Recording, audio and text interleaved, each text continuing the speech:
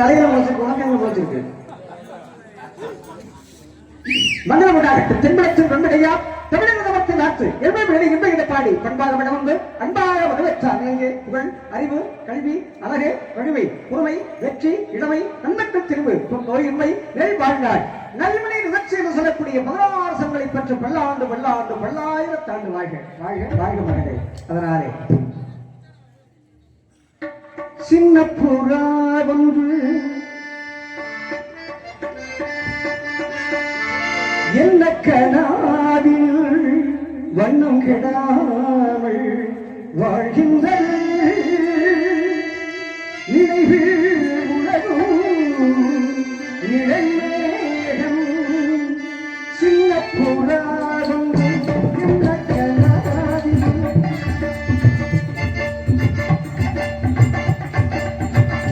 சின்ன புறாவென்று என்ன வாழ்க்கை இருந்தாலும் எல்லின் இதை போடாமல்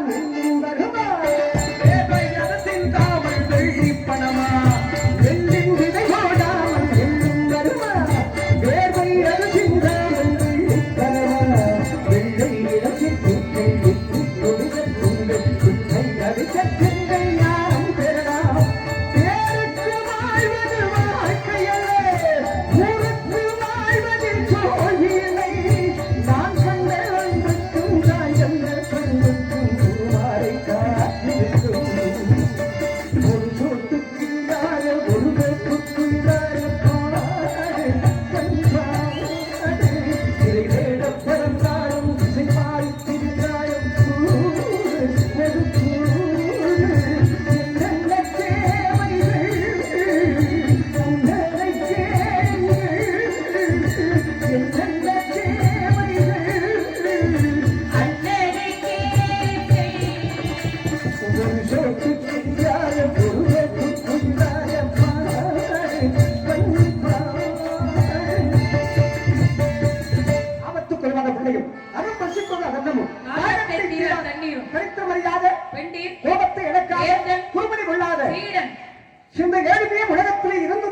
நான் உலகத்தில் இருக்கிறது பெரிய விஷயம் இல்ல.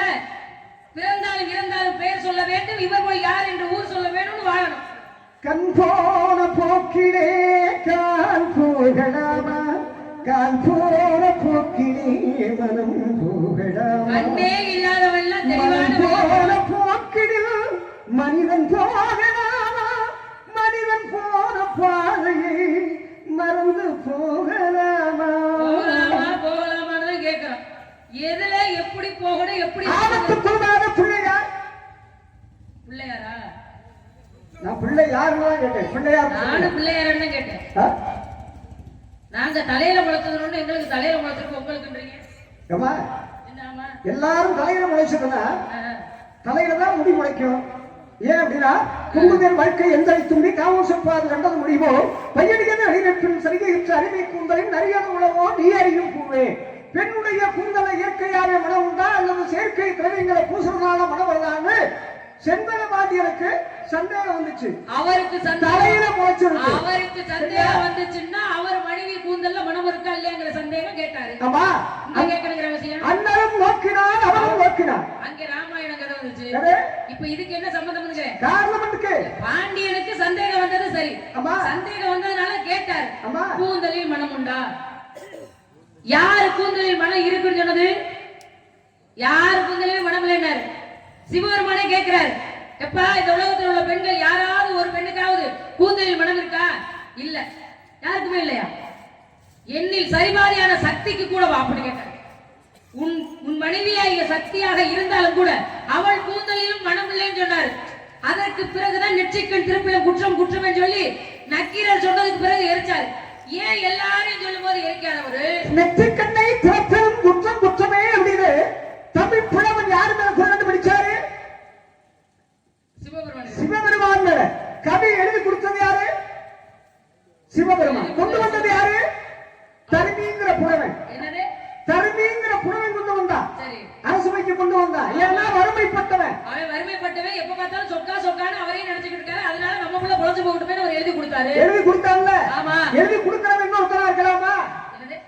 எழுதி கொடுக்கறவன் இன்னொருத்தர் கட்டுறது திங்கிறவன் திங்க திருப்பத்தூர் கண்ட கட்டின கதையாவா சொன்னவனே சிவபெருமான் அவனே நான் சாட்சிக்கு வர நீ போடான்னு சொல்லித்தானே கொடுத்தாரு. சாட்சிக்கு போனாலே எங்க ஜெயிக்க முடிஞ்சா சிவபெருமானால அவர் ஜெயிக்கிறேன் யார் சொன்னது? நெற்றி கண்ணை திறப்பெரும் குற்றம் குற்றமே உன் நவீன பிழை இருக்குது கண்டுபிடிச்சவே யாரு? பிழை இருக்குங்கிறதுனால அவர் எரிக்கல, பிழை இருக்குங்கிறதுனால அவர் எரிக்கல, பிழை இருக்குன்றது கண்டுபிடிச்சவே யாரு?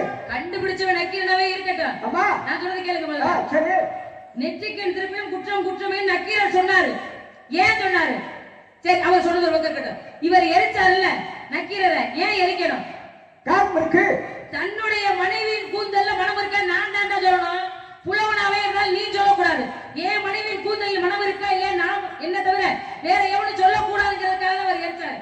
இயற்கையாவே பெண்ணுடைய கூந்தல்ல மனம் உண்டா இல்ல அல்லை செயற்கை திரவியங்கிறார இப்ப எத்தனையோ சீயக்கா அப்படி இப்படி வந்துருச்சு. அதனால ஆத்தா காலத்துல எல்லாம் பெரிய முடிச்சுக்கலாம். அது காலத்துல என்ன பண்ணுவாங்க, அந்த கருமையை போட்டு தேய்ப்பாங்க, தலையில மண்ணை போட்டு தேய்ச்சி அந்த கூந்தல் அப்ப இருந்துச்சு. இப்ப என்ன ஷாம்பு அது இதுன்னு எல்லாம் வந்துருச்சு நாகரிக காலத்துல. ஆக பெண்ணுடைய கூந்தல்ல அப்ப இயற்கையாவே மனம் உண்டா இல்லையா அப்படிங்கறத வாதம். வாதி பிரதிவாதி உண்டா இல்லையா? ஆக செந்தல நாட்டிய போய் தன்னுடைய மனைவியுடைய இவனுடைய கூந்தல்ல போய் பக்கத்துல போறான். நீ ஏன் அப்படி மறைச்சு பாக்குற? கதை அங்கே சொல்லுங்க. அங்கதான் சொல்லிக்கிட்டு இருக்கேன். சொல்லுங்க. பக்கத்துல போய் அப்படி மோந்து பாக்குறான். ஆகா இவனுடைய கூந்தலிலே இவ்வளவு மனமா யாரு ஒருத்தர் கொண்டு வர்றானோ இந்த என்னுடைய சந்தேகத்திற்கு இயற்கையாவே மனம் உண்டா இல்ல செயற்கை திரவியங்களை பூசனால மனம் வருதா? அப்படி அதுக்குதான் கவியை கொடுத்தாரு. கொங்கு நேர் வாழ்க்கை அஞ்சலை தும்பி, கொங்கு நேர் வாழ்க்கை அஞ்சலை தும்பி. காரணம் அஞ்சலை தும்பினாண்ட வண்டு. ஒரு பூ பூத்துட்டா பேச இங்க கவனிங்க, பேசாதீங்க. ஒரு பூ பூத்து விட்டால் வண்டு போய் எங்க உட்காரும்? மகரந்தத்தை எடுக்கிறதுக்காக மலர் மீது மலர்ல உட்காரும். பெண்ணும் பூவும் ஒண்ணும். ஆக இயற்கையாவே மனம் வீசக்கூடிய பெண்ணே இயற்கையாவே மனம் உண்டதும் சிவபெருமான் அதை குறிச்சிருந்தார். கொங்கு நேர் வாழ்க்கை அஞ்சலை தும்பி காமமும் செப்பாது கண்டது முடியும். பெண்ணுடைய கூந்தல் அப்படி வளர்க்கும் போதே ஒரு அப்படி அந்த சுவாசம் வரும்போதே அந்த இடத்துல என்ன பண்ணுமா, அந்த பெண் மேல காமம் வருமா. காமும் செப்பாது கண்டது முடியும். பயிலியது எளியப்பின் செறியற்ற அறிவை கூந்தலின் நரியது உணவோ நீ எரியும் பூவே. காரணம் என்ன? எப்படி பூமியிலே இயற்கையாகவே மனம் பிறக்கின்றதோ அது போல ஒரு பெண்ணு பருவம் அடைஞ்சிட்டாவே அங்க அந்த கூந்தலை இயற்கையாகவே மனம் உண்டா, இயற்கையாவே மனம் உண்டா. இது ஒரு நியாயமான வார்த்தை. அது இயற்கையிலேயே கூந்தலில் மனம் இல்லைங்கிறதுக்காக தான் சிவபெருமான் நக்கீரனை எரிச்சார்.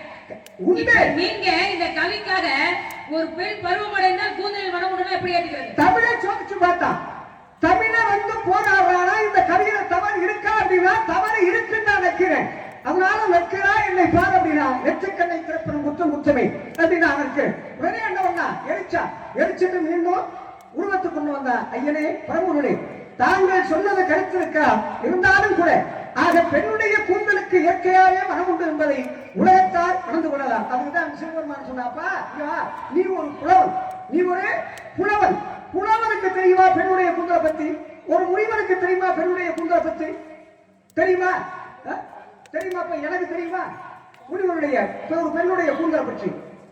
உங்களுக்கு தெரியாதுன்னு சொல்லாதீங்க தெரியாது சுவாமி. நீங்க எல்லா யுகத்திலே இருக்கிறவர். நான் யுகத்திலே நாரதர் இருந்திருக்காருங்கிறது வரலாறு, புராணம், கதை. எல்லா லோகத்துக்கு போகக்கூடியவர் நீங்க.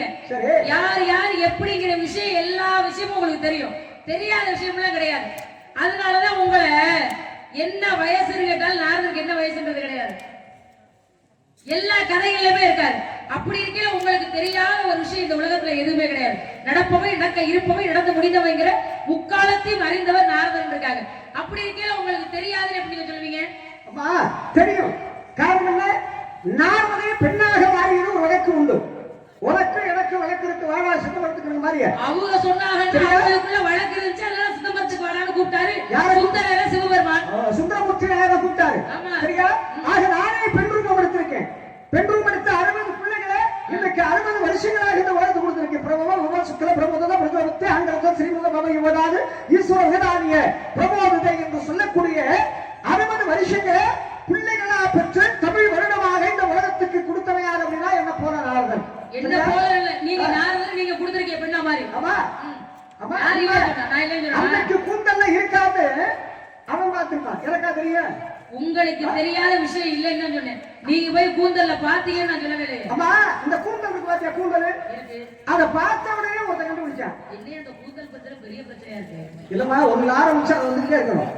இந்த கூந்தலை பார்த்தா ஏன் அப்படின்னா விஸ்வாமித்திரர் கூட்டி போறாரு. யாரால? ராவண லட்சுமணையும் கூட்டி போறாரு. சரி, ஜனங்களுடைய அரவணைக்கு கூட்டி போறாரு.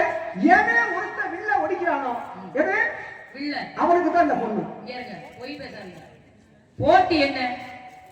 எவன் சபையில வில்ல வளைக்கிறானோ அவனுக்கு தான் பொண்ணு. ஒடிக்கணும். வளைக்கிறதா போட்டி. அதை ஏங்க சாமி அது ஏற்கனவே ஒடிஞ்ச வில்லுமா? ஏற்கனவே ஒடிஞ்சது. அதுல ஒரு வண்டு போயிருந்தது. அது இருக்கிறதே சரிதான். அதுக்கு ஒடிஞ்சுச்சா ஒடியலையா ஒடிச்சு வச்சாங்க அது கதை இல்ல. போட்டி என்ன? வில்ல வளைக்கிறவங்க ஒடிக்கணும். ஓடிக்கணும். ரொம்ப தெளிவா இருக்க. ஆக ஏற்கனவே ஒடிஞ்சவங்க சுட்டி காட்டினேன். சரியா? ஆக வில்ல வளைக்கணும். அதுக்கு முன்னாடி என்ன பண்ணா ராமன் சிறையினுடைய அரண்மனைக்கு இப்படி போறான். மேல இருந்து ஒரு முடி விழுகுது அப்படியே கீழே. எவ்வளவு? இவ்வளவு நீளம். என்ன பிரயோஜனம்? அதத்தான் சொல்ல வந்தேன் நான். இவ்வளவு நீளம் ஒரு முடி விழுகுது. அந்த முடி அப்படியே பாக்குறான். இவளை பார்க்கல. உண்மையே இல்லவா? நான் கதைகளை சொல்றேன். இவளை பார்க்கல. மேல தலை சீவி தலையை கோதிக் கொண்டிருந்த சீதையை பார்க்கல ராமன். ஆக கையில விழுது முடி. அந்த முடியை அப்படி இருந்து பாரு. அட அட அட அட அவ முற்கழகு, அவ கண்ணழகு பாரு, அவ உதட்டழகு பாரு, அவ காதழகு பாரு. அவர் பார்த்ததே ஒரு மயிரை தானே பார்த்தாரு. கொஞ்சம் பொறுமா. மயிரை பார்த்தாலே ஒரு ஓவியம் வந்து ஒரு பெண்ணை பிடித்தா இருப்பான்னு வரைஞ்சிருவான். நான் சொல்றேன் யார் எழுதாத கதையா ரதி தேவி உருவான சிலையோ. முடின்னு சொல்றோம், கூந்தல்னு சொல்றோம், அப்புறம் வந்து எனக்கு ஆத்திரம் பேச விட. கூந்தல் சொல்றோம், முடின்னு சொல்றோம், ரோமம்னு சொல்றோம். உங்களை உதவி கூப்பிடுவோம். வேலையை மட்டும் பாருங்க. நீங்க இத்தனை பேர் இருக்கு. இருந்தாலும் சுத்தமா சொல்லணும்னா இந்த கூந்தலுக்கு என்ன பேரு சொல்லுவோம்? மயிர் தான் சொல்லுவோம் சாமி. அது இல்லைன்னு சொல்லல. மரியாதையோட கூட மரியாதையா இருக்கு. காரணம் தெரியுமா? ஆக பாக்குறா அந்த கூந்தல். நான் என்ன மரியாதை பேசுறேன்? நான் முன்னேமா பேசுறேன். நான் வள்ளிய பேசுறேனா? பாக்குறான். பார்த்த உடனே அடடா இவ சாமுத்திரி விஷயம் புரிஞ்சவ. வள்ளிய பேசுறீங்கன்னு நியாயம் திருப்பி வருது. சாமுத்திரி விஷயம் புரிஞ்சவ அப்படின்னு அப்பதான் அப்படி மேல பாக்குறான். மேல பார்த்த உடனே அவளும் நோக்கினாள், அண்ணனும் நோக்கினாள். அவ பார்க்க இவன் பார்க்க இந்த போகல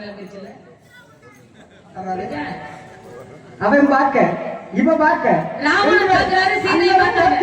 ரெண்டு பேரும் பார்த்தாங்க. ராமனும் சீதையும் பார்த்தாங்க. பேர் இருக்குல்ல, அண்ணனும் நோக்கினார். கதையில பேர் இருக்குல்ல, அவனும் நோக்கினார். அப்படின்னு பார்த்தவங்க ரெண்டு பேருமே நோக்கினார். நோக்கினவங்க பார்த்தார். யாரு? இந்த முனிவர் பார்த்தா. அடடா பிள்ளைக்கு ரெண்டுக்கு காலம் உருவாயிருச்சு. இனிமேல் இது பொறுமை இருக்காது. அப்பா ராமா உள்ள வாடா அப்படின்னா உள்ள கூட்டி போட தயாரில இருக்கு போப்பான்னு சொன்னாரு. எத்தனையோ அரசன் வந்தா எவரும் அந்த வில்ல வளைக்க முடியல. ஆனா ராமன் என்ன பண்ணா? வளைக்கிறவனு அந்த வில்ல ஒடிச்சுட்டான். அவர் ஒடிக்கல, முனிவர் சொன்னாரு. கொஞ்சம் பொறுமை, ஏன் அவசரப்படுற? ஆக ஏற்கனவே அது ஒடிச்ச வில்லு. அந்த வில்லுக்கு யார் அந்த வில்ல செஞ்சு கொடுத்ததுங்கிற முதல்ல தெரியும். உனக்கு தெரியும் நினைக்கிறேன், ஏன் அறிவாளி. காரணம் என்ன? ஆக வில்ல ஒடிச்சுட்டான். ஒடிச்ச உடனே என்ன பண்ணா?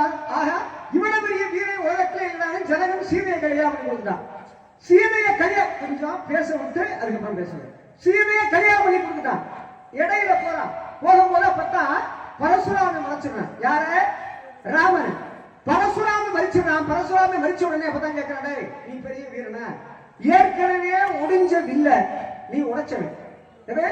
வளைக்கிறவன் சொல்லி உடைச்சவன். ஏற்கனவே ஒடிஞ்ச வில்லு. நீ பெரிய வீரனே கிடையாது. எங்க இப்ப நான் கொடுக்கிற வில்ல நீ வளைச்சு பானம் போடுறான்னா. அப்பதான் ராமன் என்ன பண்ணாரு? ஆக பானத்தை இழுத்து அப்படியே போட்டான். அம்ப 7 கடல் நீராடி ராமனுடைய கைக்கே திரும்பி வந்ததா. அப்பதான் பரசுராமன் சொன்னா, அப்ப சத்திரிய குலத்தை 21 தலைமுறைக்கு நான் கொல்லணும்னு நினைச்சேன். நீ தப்பிச்சுட்ட, நீ பெரிய வீரன் தாண்டா அப்படின்னு ஒத்துக்கிட்டு போனான். காரணம் என்ன? இனி நீங்க பேசுங்க. ஏன் அப்படின்னா ஒருத்தர் பேசும்போது பேசினா தான் அது மக்களுக்கு புரியும். நானே பேசிட்டு இருக்க கூடாது, அது மாதிரி நீங்களும் பேசிக்கிட்டே இருக்க கூடாது. பேசுங்க. அது எப்படி 21 21 தலைமுறையை கருவறுப்பேன்னு சொன்னாரு. அப்படி கருவறுக்கிறேன்னு சொன்னா காரணம் வேணும்ல. காரணம் இல்லாம ஒருத்தரை கொல்லணுங்கிற அவசியம் கிடையாது. அதுவும் 1 2 இல்ல, 21 தலைமுறையை நான் கருவறுப்பேன்னு சொல்லியிருக்காரு. அதுக்கு காரணம் என்னன்னா, அவங்க அப்பாவை 21 முறை கத்தியால குத்துனாங்க. தன் தந்தையவே 21 தடவை கத்தியால குத்தி கொண்டிருக்காங்கல்ல. ஆனா அந்த உலகத்துல ரொம்ப கோபமான ஆள் அவர். சபதஸ்ரீ முனிவருக்கு பேர் அவர். ரேணுகாதேவி அம்மாவுடைய கணவர். 4 பிள்ளை. தகப்பன் சொன்ன உடனே தாயினுடைய தலையை வெட்டினது அவர் ஒருத்தர் தான். தன் தகப்பனை 21 முறை கத்தியால குத்தி இருக்காங்க வாழால. அதனால அதே போல 21 தலைமுறைய கருவறுப்பேன்னு ஒரு சபதம் எடுத்திருக்காரு. அதுக்கு ஒரு காரணம் இருந்துச்சு. இப்ப நான் கேட்கிறேன் சுவாமி, ராமாயணம் கதையை எடுத்துக்கிட்டோம்னா நிறைய நல்ல விஷயங்கள் இருக்கு. ஒருவேளை ராமன் வில்ல ஒடிக்காம வளைச்சிட்டு வச்சுட்டு போயிருந்தா அடுத்து இருக்கிற ஜெயந்தன் வந்திருப்பான். ஏன்னா அவன் வாங்கின வரம் அப்படி, ஏதோ அவன் இரும்ப தொட்டா கூட வளையும். அதனால முனிவர் சொல்றாரு, ராமான்னு லேசா கண்ணை காட்டுறாரு. கண்ணை காட்டினமே புரிஞ்சுக்கிட்டாரு. புரிஞ்சதுனால அவர் ஒடிச்சாரு. இல்லைன்னா அதுலயே ஒரு போட்டி வந்திருக்கும். எப்பொழுதுமே நன்மையும் தீமையும் பிறர் தர வாரான்னு சொல்லியிருக்காங்க. நம்ம என்ன வார்த்தையை அடுத்தவங்க கொடுக்குறோமோ அதே வார்த்தை நமக்கு திருப்பி வரும். அப்ப வருதோ இல்லையோ இன்னொருத்தர் மூலியமாவது நமக்கு திருப்பி வருமா. இதனாலதான் நண்பர்கள்லயே கூடும் நட்பு கூடா நட்புன்னு ஒரு கணக்கு இருக்கு. கூடும் நட்பு கூடா நட்புனா எப்பேற்பட்ட நட்பா இருக்குன்னு தெரியுமா? கண்ணனும் குசேலன் இருந்தாங்க பாருங்க நட்பு, அது நல்ல நட்பு. பாரி வெள்ளலும் சோழ மன்னன் இருந்தாரு பாருங்க, அது ஒரு நல்ல நட்பு. இப்படி நட்புக்குன்னு நல்ல வழிவகுத்து கொடுத்தவங்க எவ்வளவோ பேர் இந்த உலகத்துல இருக்காங்க. இப்ப ராமன், லட்சுமணன், பரதன், சத்ருகனன் 4 பேர் இருக்காங்க. 4 பேருமே அண்ணன் தம்பின்னு தான் சொல்றோம். ஆனா ராமனும் லட்சுமணனும் ஒரு தாய் வயிற்றுல வளர்ந்த பிள்ளைங்க கிடையாது. ஒரே தாய்க்கு பிறந்த பிள்ளைங்களே கிடையாது. இவர் வேற தாய்க்கு பிறந்தவர், இவர் வேற தாய்க்கு பிறந்தவர். ஆனா ராமனும் லட்சுமணன் மட்டும்தான் ஒரு தாய் வயிற்றுல பிறந்த பிள்ளைங்க மாதிரியே இருக்கிற வரைக்கும் இருந்தாங்க. அதுக்கு காரணம் அவர் பார்க்கடல இருக்கும் போதே வாங்கின வரோம். ராமர் அவதாரம் எடுக்கும் பொழுது, பரந்தாமா நீங்க எந்த அவதாரம் எடுத்தாலும் உங்க கூடவே நான் இருக்கணும். ஏன்னா பார்க்கடல இருக்கும் பொழுது ஏமியிலே தான் நீங்க பள்ளி விட்டு இருக்கிறீங்க, என்னை விட்டு நீங்க போனீங்க, உங்களை விட்டு பிரிஞ்சு இருக்க முடியாதுன்னு அவர் கேட்ட வரோம். அதனால ஆதிசேஷன் லட்சுமணா பிறந்தார், பரதனா பிறந்தாரு, சத்ருகனா பிறந்தாரு. இவங்க எல்லாரும் அண்ணன் தம்பிக்கா வாழ்ந்ததெல்லாம் தெரியாது. கதையோட ஒன்று போனா நல்லா இருக்கும்னு நினைக்கிறேன். கண்டிப்பா நீங்க வந்தீங்க, வரவேற்பு நான் கொடுத்தேன், வாழ்த்து பாடலை கொடுத்துருக்கீங்க. என்னப்பா சரிம்மா.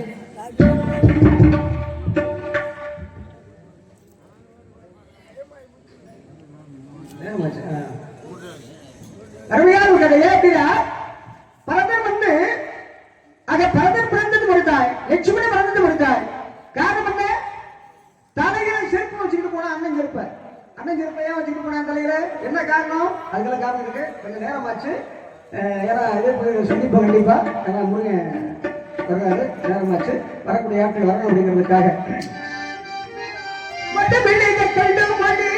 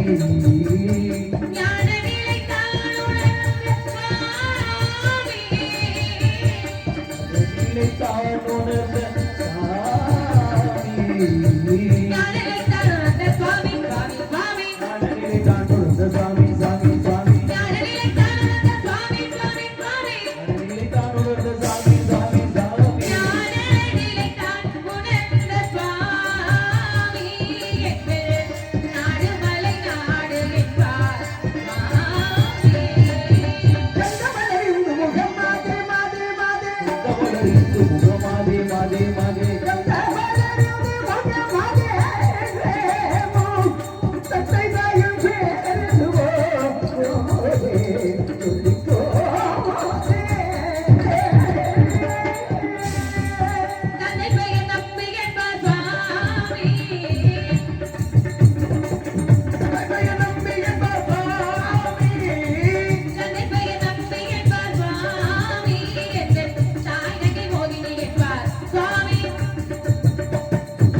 தந்தமே தாய்மை நங்கை போகிறேன் செய்வது காவல் என்ன காவல் திணைக்காவல் என்ன திணை கரந்திரை செந்தினை கரந்திரையாருக்கு செந்திரையாருக்கு கரந்திரை எங்களுக்கு செந்தினை முருகனுக்காகும் இருட்டுக்கு என்ன தேவை இருட்டுக்கு என்ன தேவை ஒளி தேவை இருட்டுக்கு வெளிச்சம் தேவை பசிக்கு என்ன தேவை உணவு தேவை கண்ணுக்கு என்ன தேவை நல்ல ஒளி தேவை பாத்தீங்களா ஒரு பெண்ணுக்கு என்ன தேவை ஒரு பெண்ணுக்கு என்ன தேவை நல்ல ஒழுக்கம் தேவை பரகாலத்தை வீணாய் பரகாலத்தை வீணாய் வாயாக்கி விடலாமோ அம்மா அம்மா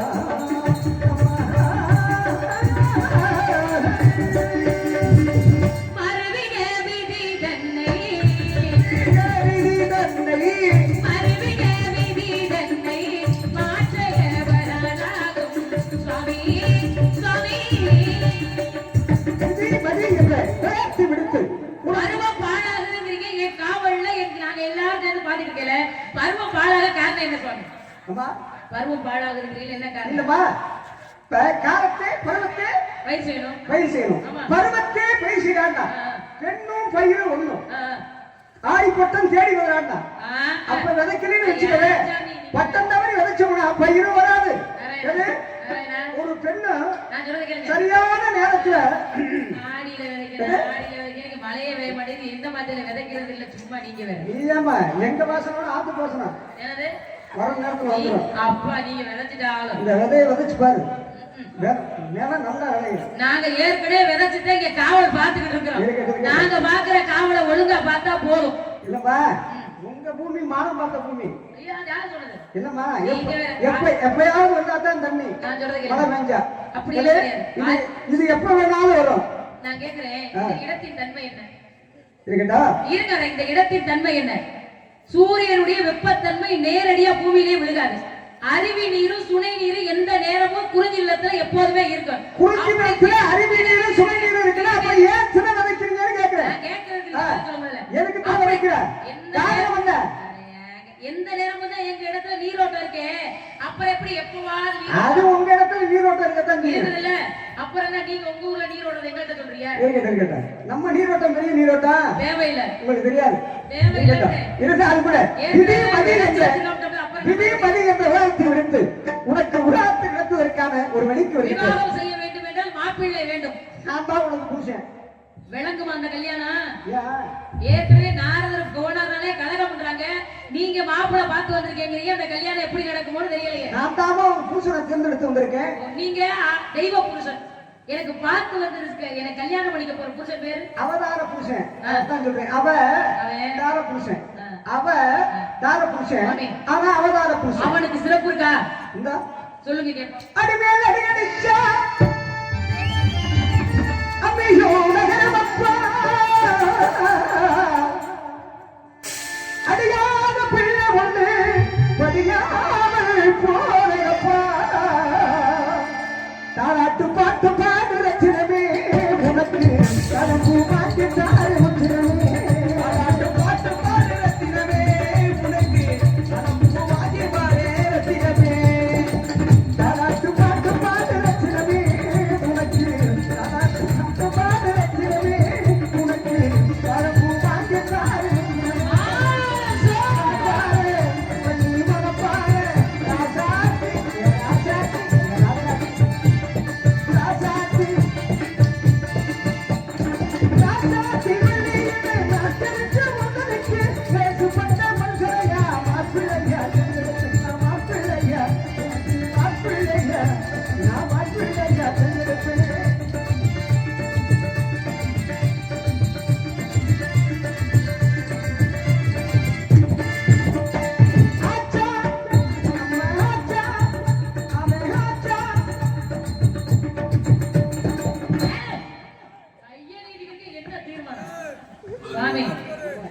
ஏற்கனவே நாங்க ஆச்சாரமான குடும்பம் தான் அதை எப்பேற்பட்ட குடும்பம் நீங்க எப்பேற்பட்ட குடும்பம் அதைத்தான் நான் சொல்றேன் முடிஞ்சா அதைத்தான் சொல்ல வரேன். சொல்லுங்க என்ன சொல்லுவீங்க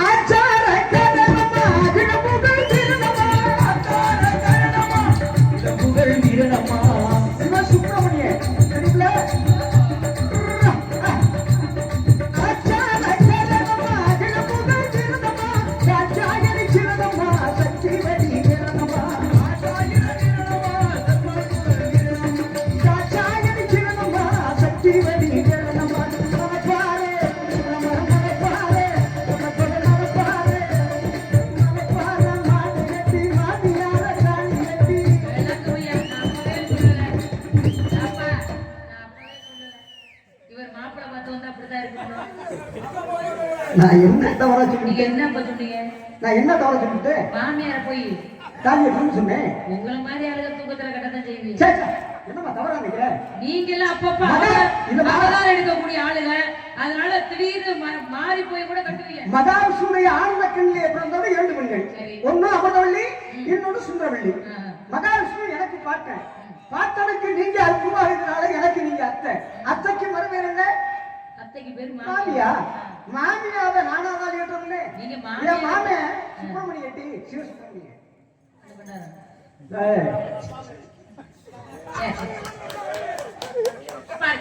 மரப்பாறை மரப்பாறை மாடு கட்டி சுப்பிரமணிய இந்த மாமியார காடு கட்டி மயக்காட்டு உழுது போது செல்ல கண்ணு அவரு 600 ஆக்குவாரு செல்ல கண்ணு. உங்க மயக்காட்டு அம்மா மயக்காட்டு உழுது போது செல்ல கண்ணு அவரு 600 ஆக்குவாரு செல்ல கண்ணு. ஆத்தாடி வெட்டத்தில்லையோ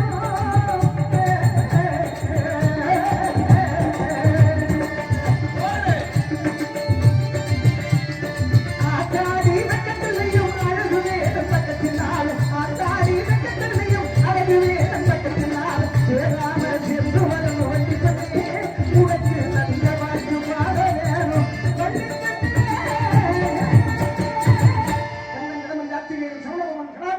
அழகன் முறை என்று சொல்லப்பட்ட ஓராறுகள் ஈராறுகள் மாமகேஸ்வரி பாலன் அமிர்தமும் தமிழக்கரசன் ஆண்டானமாவும் புருஷன் இப்படி மூச்சடைக்கு பேசணுங்கிற அவசியம் உள்ள உங்க உடம்புக்கு.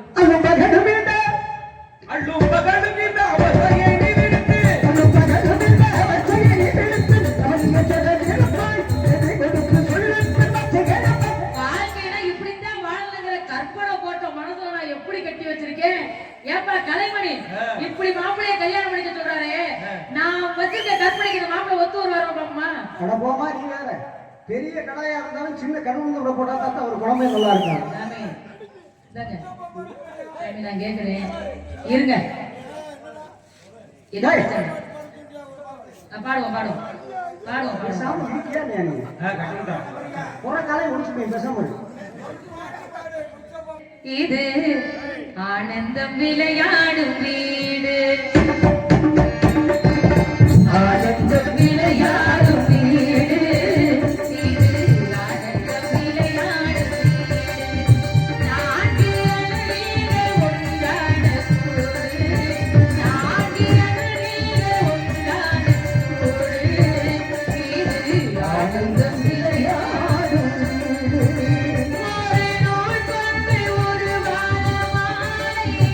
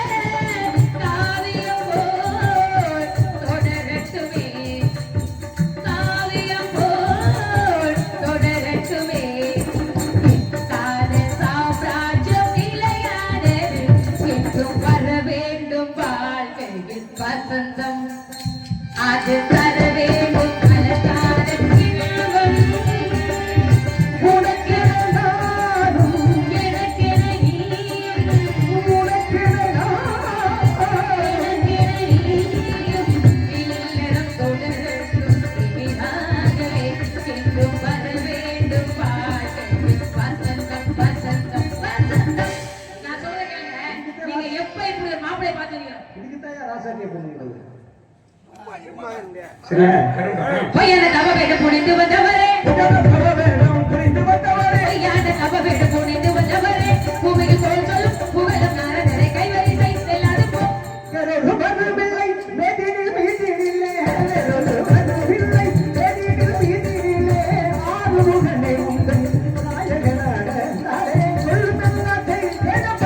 இப்படி சொன்னா புரியாது. சுவாமி சிவனுக்கு என்ன வேலை? சுவாமி சிவனுக்கு என்ன வேலை? கேட்கக்கூடியது பிரம்மனுக்கு படைக்கக்கூடியது மகாவிஷ்ணுக்கு அடிக்கக்கூடியது. இவங்க 4 பேருக்கு என்ன வேலை? வாசிக்கிற வேலை. எனக்கு கையில கவன் பிடிச்சு காவல் பாக்குற வேலை. சரி சுவாமி குட்டி கூட்டி இந்த வள்ளி அந்த முருகனுக்கு குட்டி கூட்டி அந்த பண்டார பையனுக்கு இந்த பரதேசி சாமி குட்டி கூட்டி மரியாதை மரியாதை முக்கியம். இருந்தா ராஜுகு எவ்வளவு திண்ணக்கம் பண்டாரம் இருக்கு. இல்லாத ஒண்ணு பேசுறீங்கன்னு வச்சுக்க. நான் சொல்றது கேளுங்க. நான் சொல்றேன், நான் கும்பிடுற ஆறுமுகம் அவரையே நீங்க மாப்பிள்ளையா பார்த்து வந்திருக்கேன்னு சொன்னா கோமலாண்டி பண்டார பையன் பரதேசி பையன் அவனை கல்யாணம் பண்ணிக்கிற அவசியம் எனக்கு இல்ல. பண்டாரம்னா என்னப்பா? பணி என்பது தமிழ். குட்டி கொடுப்பது உங்கள் கோத்திரத்தில் முறையோ குட்டி கொடுப்பது உங்கள் கோத்திரத்தில் முறையோ. குட்டி கொடுப்பது உங்கள் கோத்திரத்தில் முறையோ கைவரிசை செல்லாது போ. பண்டாரமா? பண்டாரங்கிறது என்ன கேவலம்? ஐயே, நான் பணி என்பது தமிழ், ஆரம் என்பது மாலை, வெற்றி நாயகேவன். ஆக அந்த பண்டாரத்துக்கு ஆரம் இருந்தாதான் வெற்றி முடியுமா? சரியா? ஆக பண்டாரங்கிற தோரண வார்த்தை கிடையாது. அதுல இன்னும் உனக்கு கேட்டவாறு நீ அவனை கேட்கறாங்க, அவனை கேட்கணும்னா சரிமா அது உன் குடும்பத்தோட போயிடும். சரியா? நீ பண்டாரம் கோமலை நீ கேட்கலாம், கோமலத்தை அவுத்து கூட பார்க்கலாம். சரியா? அதை நான் கேட்கல. கூட்டி கொடுப்பதுங்கள் கோத்திரம் என்று ஆத்திரத்தை முட்டி விட்டாய். அருளாளர் கருணையும் பொருளாளருக்கு பொருளை சக்தியில்லாத வழக்கு சக்தியும் முத்தையில்லாத வளவுறுத்தி வந்த முருகனுக்கு உன்னை கூட்டு தர மாட்டேன் காட்டி திருமணதியும்பார். நாளைய சூரிய சமத்துக்குள் அந்த முருகனுக்கு முழக்கும் இரட்டு வேலையில் திருட்டு திருவிழக்கம் ஒத்தனை நடக்கவில்லை என்றார். நான் ஆர்வமல்ல, இது கட்டையும் அல்ல, என் உத்தாக்கத்தின் ஆணையாக சொல்லுண்டு உனக்கு முருகனுக்கு முழக்கம் வருகின்றேன். நாராயண நாராயண நாராயணா இசை கவிஞர்கள்